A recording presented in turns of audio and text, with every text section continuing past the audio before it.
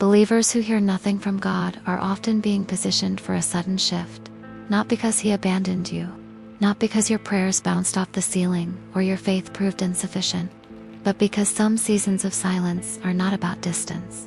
They're about preparation. And the preparation required for sudden elevation cannot happen in the noise of constant confirmation.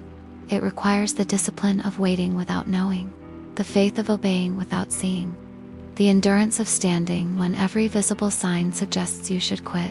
You know this silence. It's not the comfortable quiet of Sabbath rest or the peaceful pause between assignments. It's the heavy, disorienting silence that makes you question everything you thought you knew about God's voice. You've prayed the same prayers for months, maybe years, and heard nothing back. You've fasted, worshipped, read scripture, sought counsel, and still, the heavens feel like brass, cold, impenetrable, silent. And in that silence, the accusations come. You must have sinned.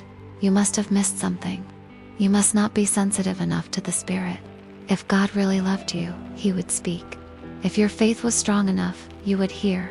So you search your heart for hidden rebellion, confess sins you're not even sure you committed, and try harder to manufacture the intimacy that once felt so natural. But what if the silence isn't punishment? What if it's not even about you? What if God has intentionally stepped back from constant communication because the next season of your life requires you to move on what you already know, not wait for new revelation? What if the silence is the test that precedes the testimony?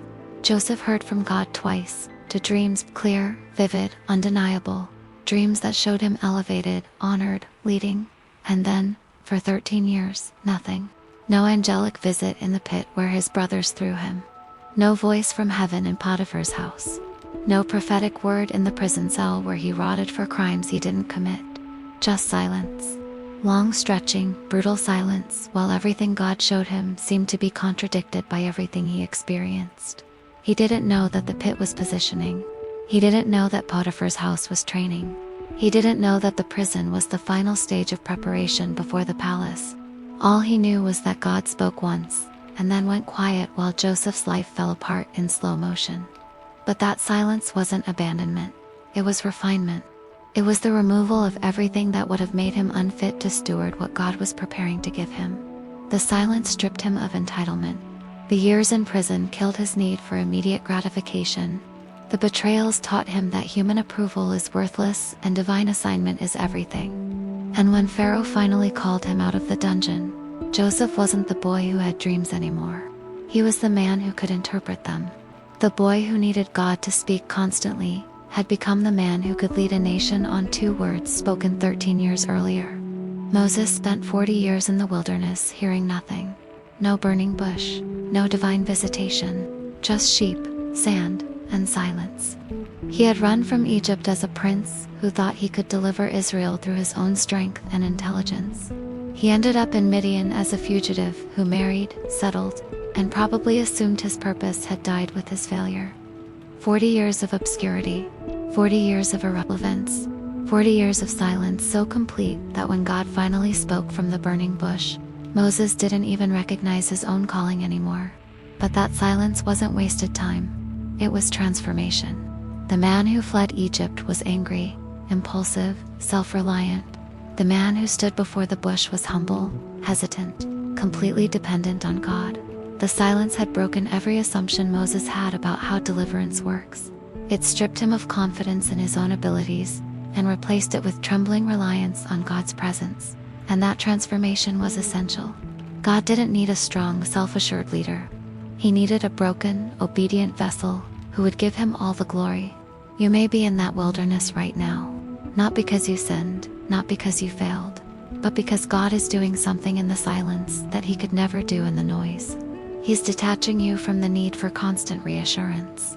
He's teaching you to walk by faith when feelings are absent and signs are scarce. He's proving to you and to the enemy that your obedience isn't dependent on His audible voice. You will serve Him even when He's silent. You will trust Him even when you can't trace Him. You will stand even when you have no idea what's coming next.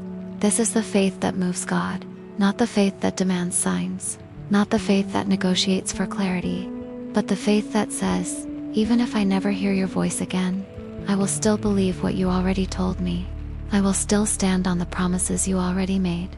I will still obey the instructions you already gave. And here's what most believers miss. The silence doesn't mean God isn't working.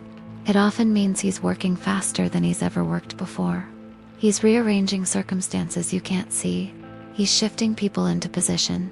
He's removing obstacles you don't even know exist. And He's doing it all in silence. Because if you knew what He was doing, you'd try to help. You'd interfere. You'd rush the process and ruin the outcome. So He hides His activity behind silence. He lets you think nothing is happening while everything is happening. He allows you to feel forgotten while He's orchestrating the most significant shift of your life. And when the moment finally comes, it won't be gradual. It will be sudden. Doors will open that you didn't even know existed. Opportunities will appear that you never pursued. Favor will come from directions you never expected. And you will look back at the silence and realize it wasn't emptiness. It was the sound of God working behind the scenes. David understood this. He was anointed king as a teenager, then spent years running for his life from the current king who wanted him dead. He hid in caves. He lived as a fugitive. He led a ragtag group of broken men while the throne God promised him seemed further away every day. And during those years, God was largely silent. No prophet showed up to encourage him. No angelic army defended him. Just survival. Just waiting. Just the daily choice to trust a promise that looked increasingly impossible. But those years in the wilderness weren't wasted. They were essential. David learned to lead in obscurity. He learned to worship in the cave. He learned to trust God's timing over his own ambition.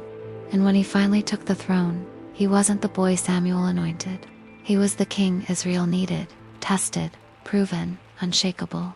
The silence had done what constant confirmation never could. It had made him ready. If you are in the silence right now, you are in preparation. God hasn't forgotten you. He's positioning you. He's refining your character to match your calling.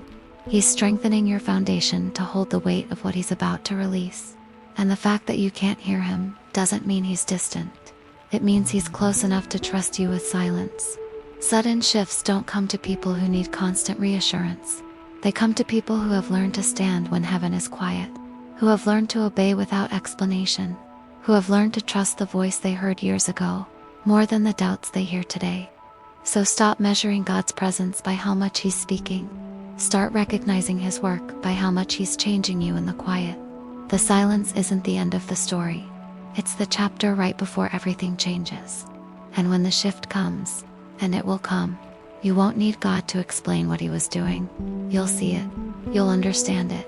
And you'll be grateful that He loved you enough to prepare you in secret before promoting you in public. Hold steady. Stay faithful. Trust the silence. The breakthrough is closer than you think.